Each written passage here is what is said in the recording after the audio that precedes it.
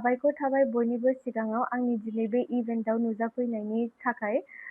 On this occasion, I would like to give my special thanks to Mr. Satyajit and Mr. Vivek and my staff and my parents who helped me immensely in keeping this dream into reality.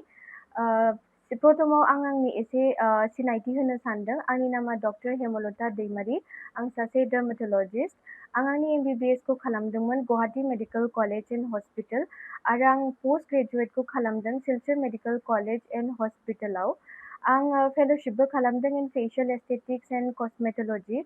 Actually बिराद मानसियानो मिथिया कि डार्मेटोलजिया मा प्रब्लेमखौ solve खालामनो हायो।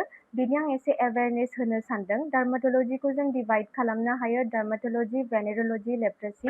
डार्मेटोलजिनि आन्दारावनो फैयो बिगुरनि बेमार आरो आसुगुर आरो खानाइनि बेमार। स्किन टिउमार्सफोरबो ओमफ्राय स्किन केन्सार लाइक बेजल सेल कार्सिनोमा, मेलानोमा बेफोरबो फैयो।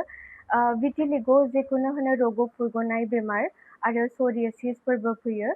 भेनेरोलजिनि आन्दारावनो फैयो आथोन माने जेनाइटेल अर्गान्स आरो आथोन गोसोग्रा बेमार। बेखौनो सेक्सुवेलि ट्रान्समिटेड डिजिजेस जेरै हार्पिस, सिफिलिस, चेंक्रइड आरो लेप्रेसि लास्टआव बेखौ आं होननो सानदों। बेखौथ' बर'आव होनो खुरिया बेमार। गुबुन मानसियानो मिथिया कि लेप्रेसियाव मा स्किन कन्डिशन्स जानो हागौ आरो बे गासिबो अर्गान्सफोरखौ एफेक्ट खालामनो हायो। जुदि सोरनाबा माबाफोर क्वेरि दंबा सासे सार्टिफाइड डार्मेटोलजिस्टनाव थांनानै देखायहैनो हागोन। आंनोबो देखायफैनो हागोन सोरनाबा जुदि माबाफोर स्किन प्रब्लेम बिगुरनि माबाफोर बेमार दंबा। गोजोन्थों। सोरनाबा माबाफोर स्किन प्रब्लेम बिगुरनि बेमारफोर दङबा श्री गुरु मेडिकेल जे दङ इउएन एकाडेमिनि अपोजिटआव देखायफैनो हागोन।